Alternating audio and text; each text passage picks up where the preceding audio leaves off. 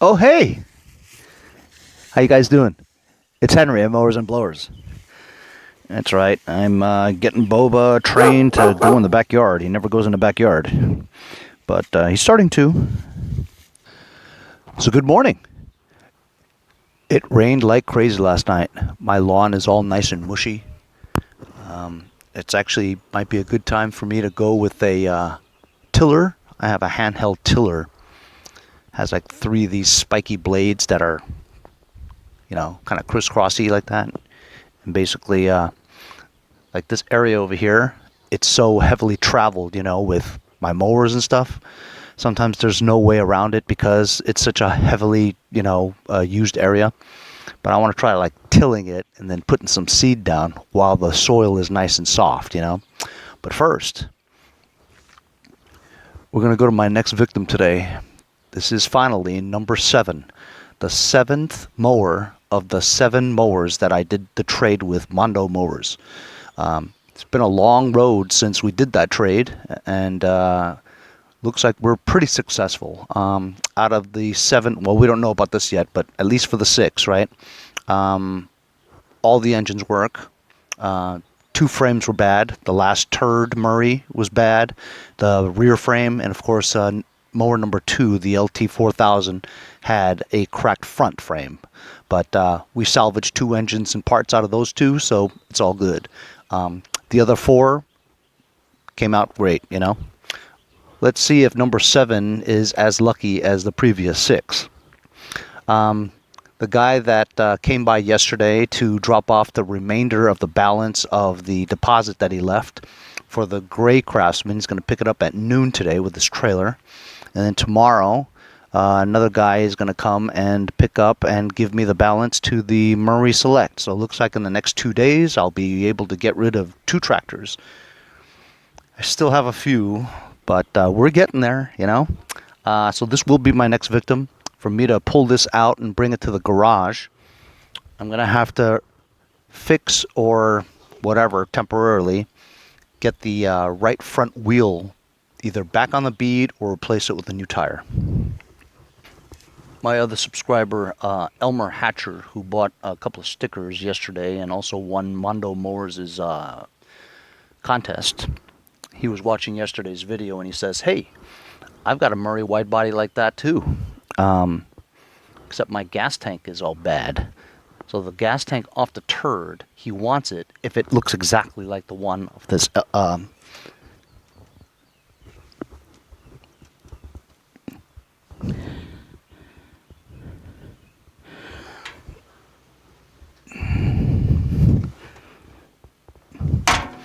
looks exactly the same. This is the gas tank, and the mount is on the side. 2 bolts on the side, 2 screws on each side, Phillips. This is exactly the same as the LT wide body. They're identical tanks. So this one's good. And Elmer, DM me on Instagram or email me if you want that tank. See what we can come up with.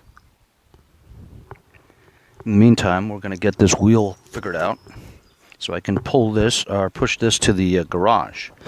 As you also know from yesterday's episode, I actually was doing something. I was walking backwards. I knocked my tripod over and I stepped on it by accident. So I ordered a new tripod. Oh!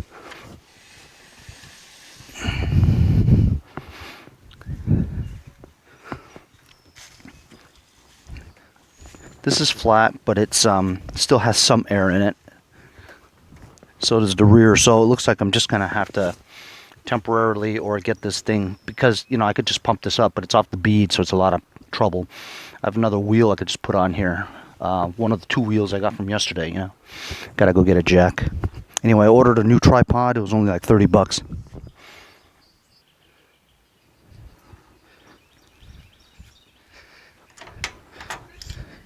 So I got a jack.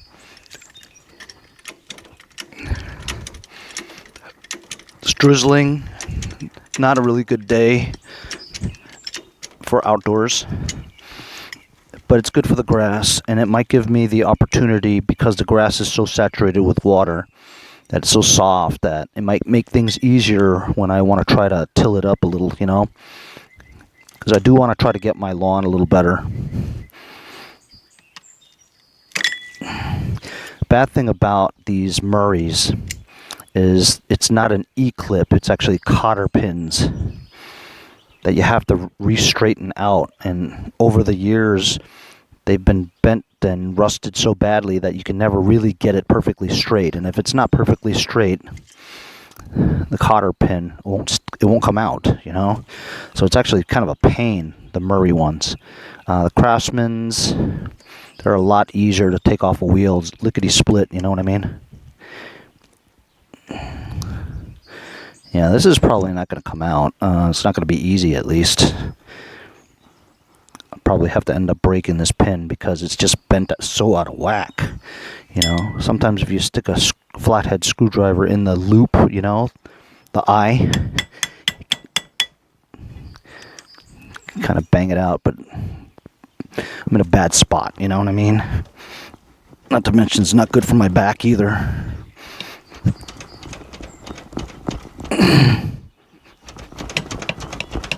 Come on, man.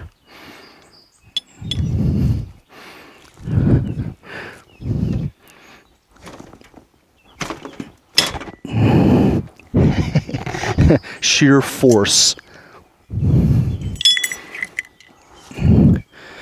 Success. I tell you, success. I get another wheel.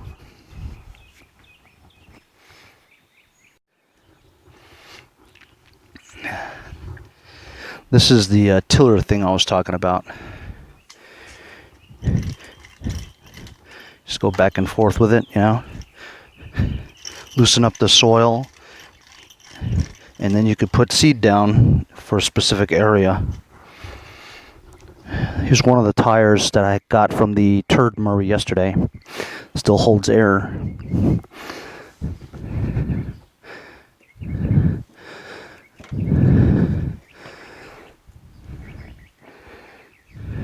Fits perfectly. Let's see if we can put that same cotter pin in there.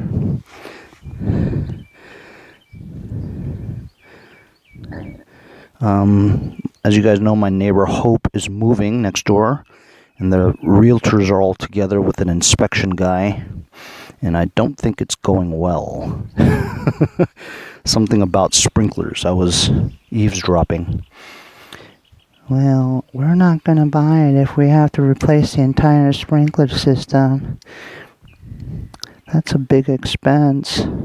I assume they already closed, you know what I mean? So that's an issue if you've already closed and things are not good at inspection. But then why would you close if you're not done with the inspection yet, right? I guess this probably final walkthrough is what it is. Selling a house is never an easy process, especially when you're talking about $500,000.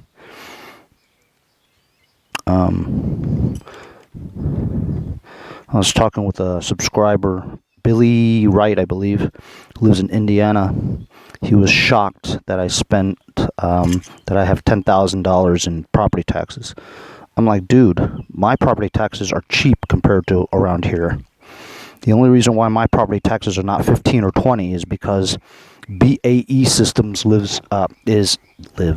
BAE Systems is in my city. Green Lawn is where I live in Huntington Township in Long Island, and Green Lawn is a hamlet. A hamlet is a very small town that is in a town, a small city in a town. And we have a company called BAE Systems. They're a defense contractor. They make Navy ships and guided missile carriers, all that stuff. And so they absorb a lot of the real estate taxes. You know, I don't know why this scrapes. See how it scrapes? That's not right. Gotta pull this out again. Pull it out again. Oh, for goodness sakes. The neighbors making so much racket. Don't you hate when the neighbors are running tractors in the morning? Oh, God. So I don't know what's wrong. I gotta figure this out. It may not be the same kind of wheel.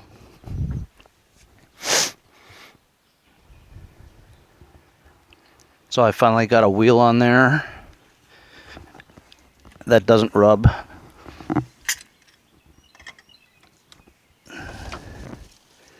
Now I'm gonna push this to the front. Fun times. In the mud, no less.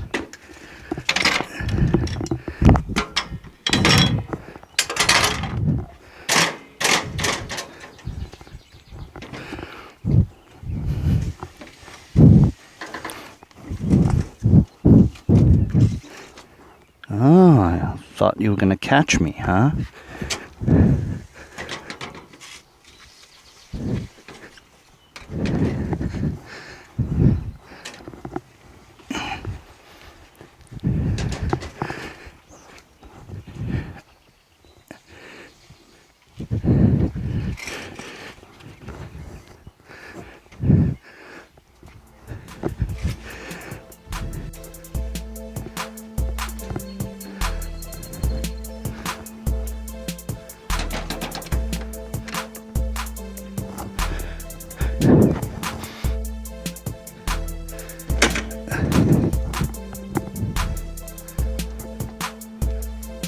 That's right.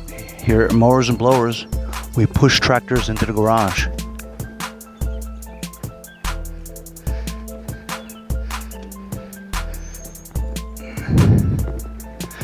But they should come out driving. Should come out driving.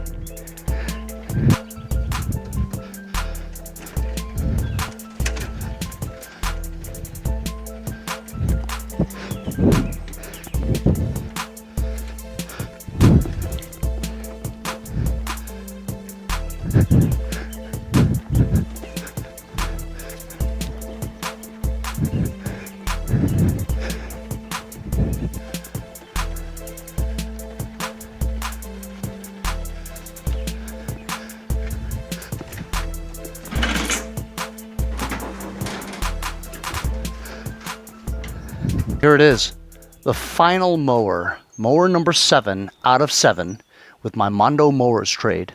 So far the trade with Mowers has been very profitable. I've already sold 4 out of the 7 and did pretty well, especially with that 46-inch yard machine. It's got 650 out of it. That's pretty cool. This is a good mower though. Anyway, so this Murray, it's going to be the third Murray that I have, not counting the one at my mom's house, my Black Beauty. The other 2 Murrays work great, and I'm going to sell one of them tomorrow. And so this is a Murray Select. It's a 12.5 horsepower, should be a flathead, and 40-inch wide deck, which is exactly the same size as the one on my Black Beauty. Hopefully the deck works. It looks okay. Looks more than okay. It has a different hood that I'm not used to. This hood actually kind of looks like the one that I had, the green one from way back. You guys remember that one? I couldn't use that because that was a 46-inch deck. Had an opposed twin in it. That thing was immaculate. It is indeed a 12.5 horsepower flathead. It is exactly the same engine as my Black Beauty. Now this gas tank looks a little different though from the other model. But Elmer, if you want that gas tank, let me know. I have it currently listed on eBay. You can go check my eBay listings. But because you're my boy and a subscriber, we can do a off eBay deal that's a little cheaper than what I have listed.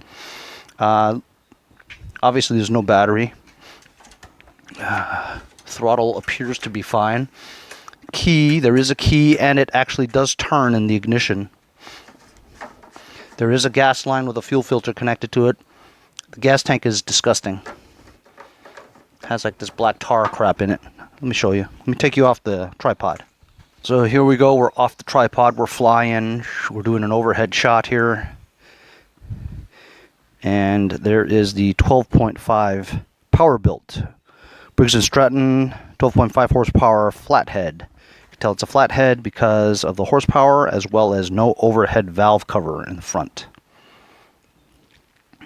We're going to go into the gas tank now, and you can see that it's this black residue.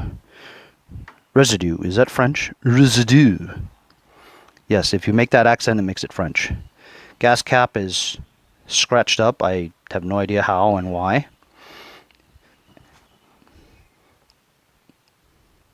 Solenoid is usually there with the Murrays. Wiring harness looks intact. It has the typical red and black dual circuit stator coming out, or like they say in Canada, oh, into the connector. This black wire here is the magneto. It is to kill the engine when you turn the switch off. This wire here is for the lights. And I don't see another wire going in, which is usually purple. That goes to a fuel solenoid, gray or purple with black. And sure enough, there is no fuel solenoid. And this carburetor looks like a copied Nicky. You can tell it's a copied Nicky because a real Nicky has the fuel solenoid.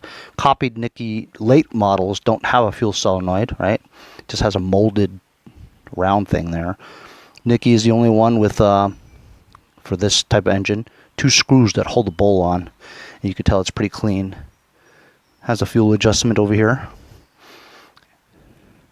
You know, I have a feeling this will start up. That's what I just have a feeling. So, you know what? Let's put some gas in it. Actually, not yet. First, we need a battery. I'm going to put that battery in that I got from the turd yesterday. A lot of you subscribers told me during this coronavirus that you wish my videos were longer because they have nothing to do. Because they're going back crazy. So you know what? I'm just going to let it roll a little bit longer so you can be entertained. You know, it's really dark, huh? We need lights. Right? Ooh, nice. Lights. Camera action wiggles. Welcome to our TV show. You guys know what that is? 4 Australian boys. They make children videos. They're not on TV anymore. I don't know why. There was an Asian dude in there too. Represent!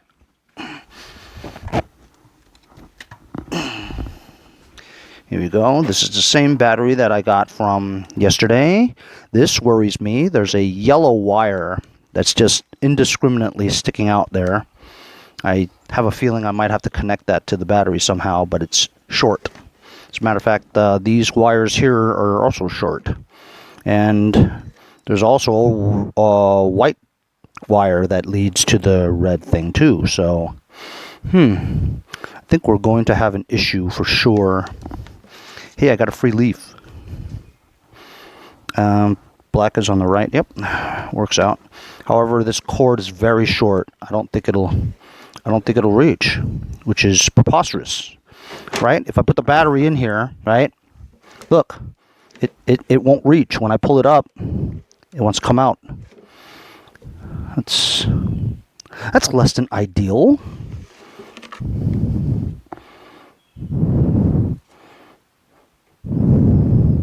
See, the black one has a yellow wire that's, you know, looks like it might have been attached.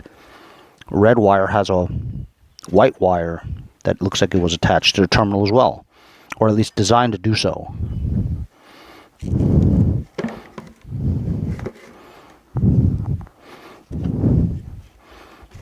He had it routed through the holes on the bottom, so I'm just going to route them to the side here. Henry, you're so smart. That's why they pay me the big bucks. Who pays you? Actually, nobody. That you said Google pays you. Yeah, Google pays me. Which, by the way, I had to file a 1099 miscellaneous this year in this year's taxes. I know taxes aren't due until July 15th, but they owe me money, so why wait to get my money, right?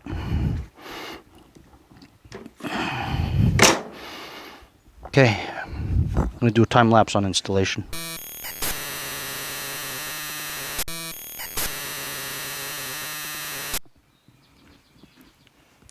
So that didn't take me too long. I don't think it's going to work because I first did not do anything with these wires. It's when it doesn't work is when I'll connect them to this, because that's what it looks like it was meant to do, was connected, you know, which I don't know. It means that somebody's been in here and jigged it, you know. But we'll find out and see if these two not connected matters, but I have a feeling that it does. So let's just sit on here, give it a crank. If it cranks, we know that the solenoid, the ignition switch, as well as the starter work. If it doesn't crank, then we've got other issues. So, can you believe that? The brake was on the whole time I was pushing it. And I didn't feel any resistance. It was pretty easily pushed. So anyway, not that it's going to start, but I'll choke it anyway just for force of habit. It's in neutral and the deck is up. So here we go. Let's see if it cranks. Wow, it cranks. The key kind of sticks. If you don't turn it back, it'll continuously crank on its own. Look. Yeah, kinda. So guess what, guys? I don't feel any compression whatsoever. None. It's just freely spinning.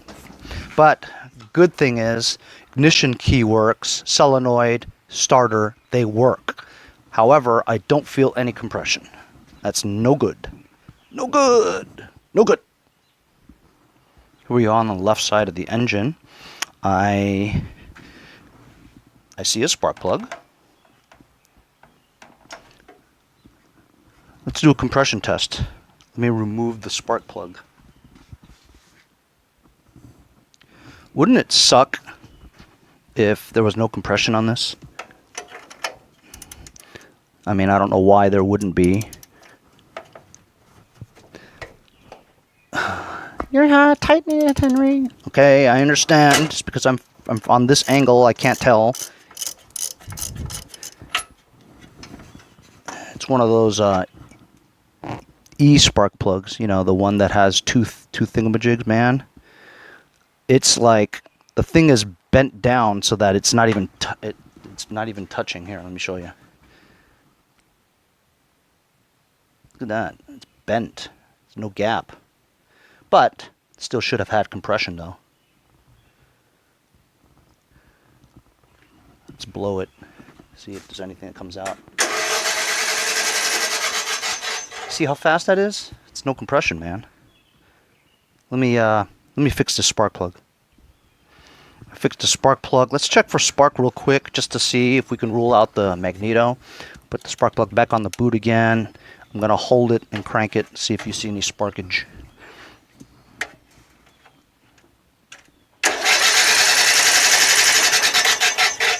I don't see any spark.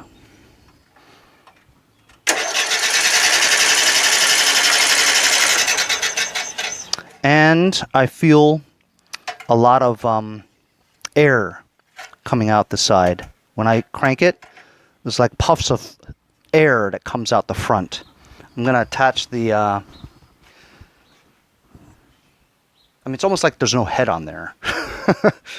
I'm gonna see if I can where's that compression tester? Got my compression tester here.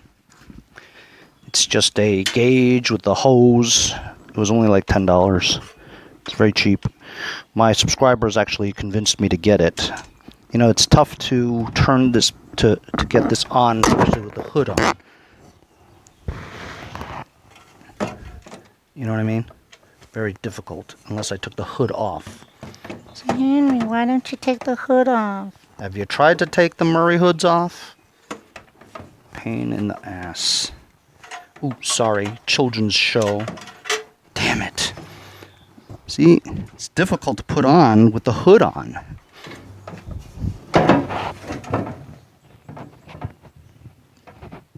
It's like putting a condom on at night. What? Did you hear that? No, I didn't hear that. see how good this microphone is. See how many people heard that. If you guys heard what I just said, comment.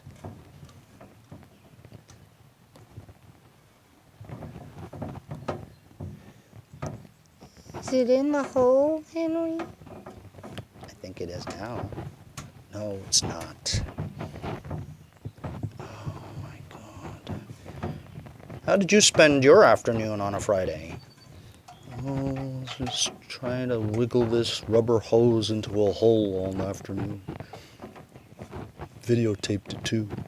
Oh, that must be good entertainment, Henry. Yes, it is. Alright, I got it in there. Alright, let's crank it and see. There's going to be nothing because I don't feel anything.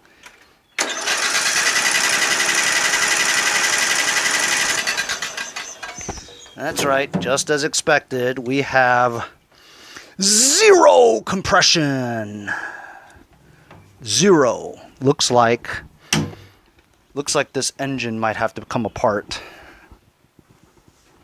Curses! Foiled again. So, preliminarily, I would say that this engine is Dunsky! But we don't know yet until I take the hood off, take the shroud off, take the tins off, take the head off, and see.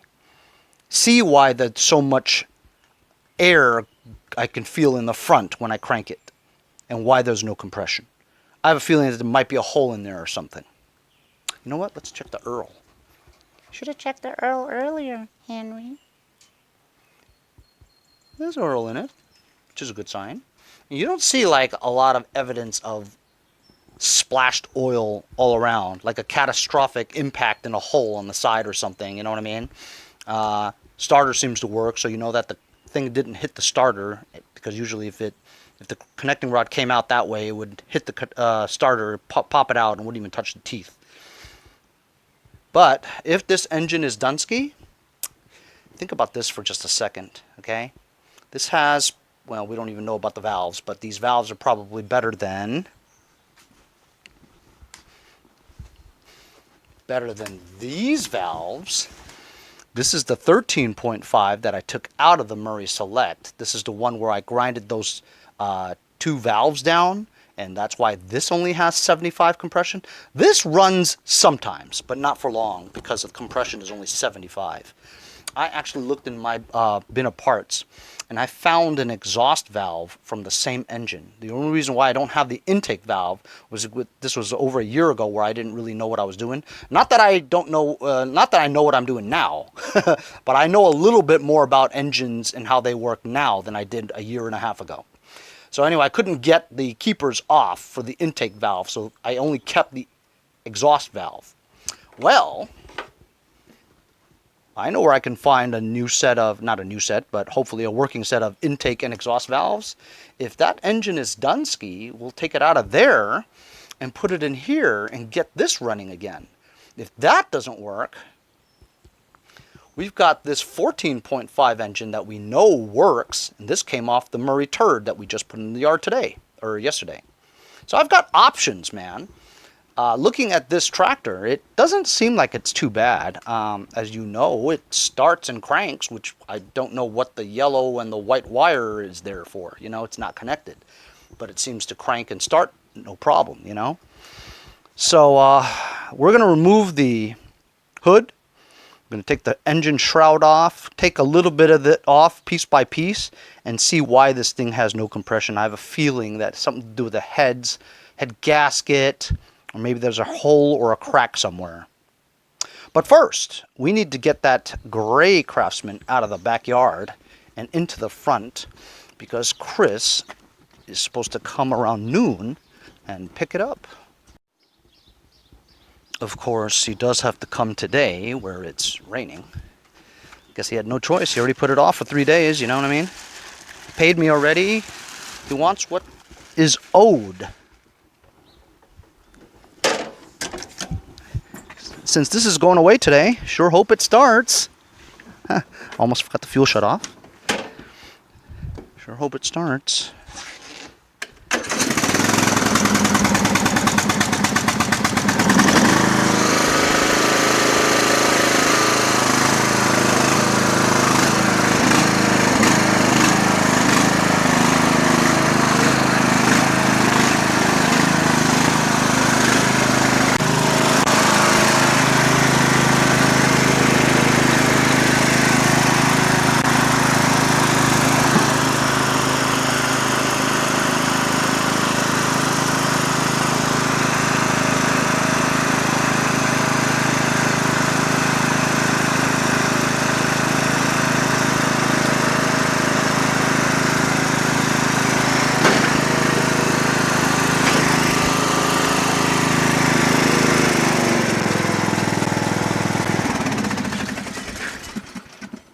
Sounds great.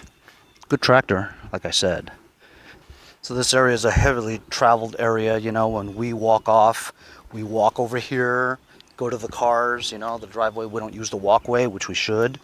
But because it's so wet and sticky here, muddy, it's really easy to just, you know, till the grass a little bit.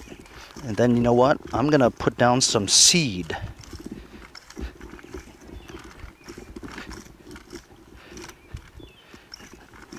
This is the most important area that needs seed. It's always bare here. This is, of course, not fun. You know, I wish I had a machine that would just do this lickety-split. Henry, they make tillers. Yeah, I had one too. But the thing is, the tiller, it seems like it would grind the dirt into like, I mean, it digs deep, you know what I mean, and sloshes all the dirt around, you know. I don't really need it that bad. I mean, I just need like a thing that has small tiller tines like this that just does what I'm doing right here. A tiller would really dig up the yard a lot, you know, like you're planting tomatoes or something. Tomatoes? Sorry, tomatoes. You say tomato, I say tomato, tomato, tomato. Let's call the whole thing off. Anyway, you guys get the picture. That's what I'm gonna do. I'm gonna do it while it's raining.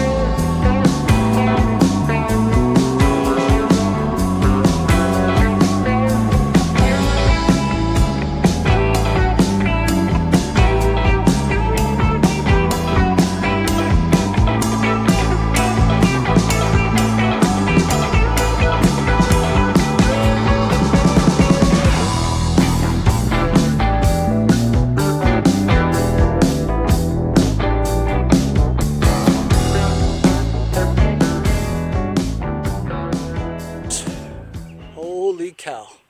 I've been after this for 3 hours. I am exhausted. I used that thing and I basically cultivated or tilled 1/3 of my lawn. It's hard work, man. I spreaded 5 pounds of this Kentucky 31 tall fescue, my basic spreader.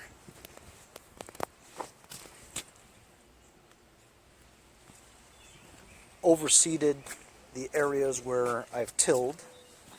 Then I went and tilled over it again so that the seed would go inside. This area here, I'm still working on. This is the area that I'm driving my tractors in and out all the time, so grass never grows there, you know. But I'm telling you, I'm determined that grass is gonna grow here. I'm gonna lock this door, and I actually have another door on the other side, and I'll just drive tractors in and out of there. That part of the grass over there is soysa grass, so it's a lot more thicker, and it's never bald. So I've done this for a long time. I still have to do this part here, as you can see. You could tell the difference. It's darker in the parts that I did, and compacted and yucky on the parts that I didn't do. But there's seed everywhere here, and I just want to cultivate it a little bit so that the seed goes about 1 inch into the ground with dirt covering it. And then when it rains again, it should germinate pretty well in a few days, hopefully. I'm waiting for the guy to come to pick this up. He's about 2 hours late, but I understand. It's not like I'm going anywhere anyway. I was doing yard work. So he's coming with a trailer to pick this baby up. It's a nice mower. I like it. I'm getting good money for it too, $6.25. This part here used to have a tree. It never really grew grass around here when they did the stump grinder. So there's always wood chips all around here. In the past 5-10 years, it still hasn't grown very well. And it's also higher, so when I mow, it kind of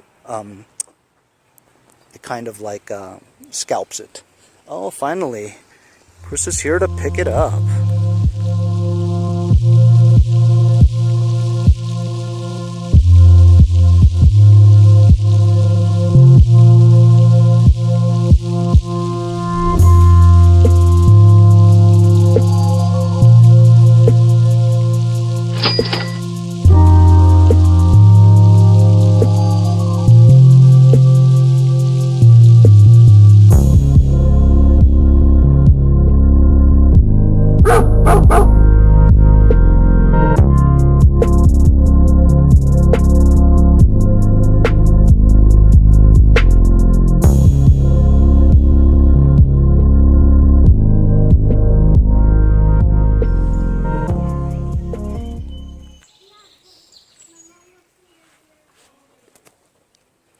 So as you guys saw, Chris came and picked up the mower, and it's a good mower, you know. I was teaching him the controls. It's his first lawn tractor ever, and there's a learning curve, you know. He was riding it for a bit, and he didn't understand the clutch thing, so he was doing one of those things, you know.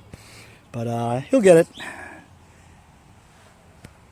So I spent pretty much all day out here. All the patchy spots I have tilled or cultivated. It's been seeded, and I did it in a drizzling rain, so it's good, you know. Lawn is soft now, and I am spent, fellas. I am so tired. I'm obviously not going to troubleshoot that engine today. That'll be tomorrow, where I find out why there's no compression. I'll see you guys next time on Mowers and Blowers. Well, I thought I was done, but I'm not quite done for the day yet. The guy who left me a $200 deposit on the Murray Select saw that the sun came out, and he says, "Hey, can I come and pick it up now?" So I guess I'm unloading 2 tractors today. So the horde is finally starting to clear up. Hopefully I can grow some grass here for a change in the future. Oh, this is going to take so much work. Anyway, let's see if this thing starts up.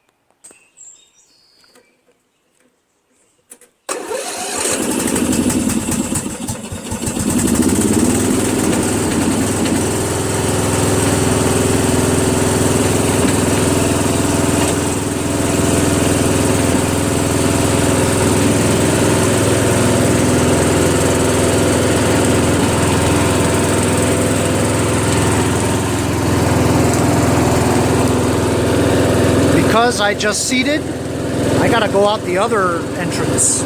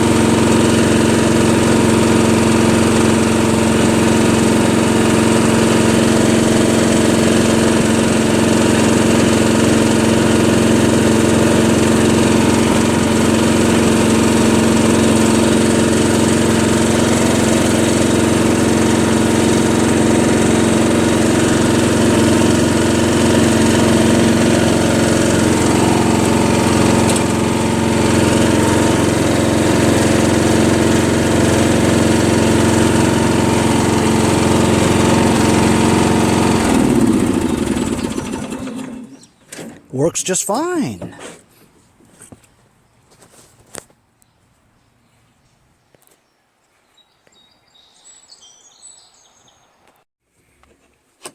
And somebody just bought this.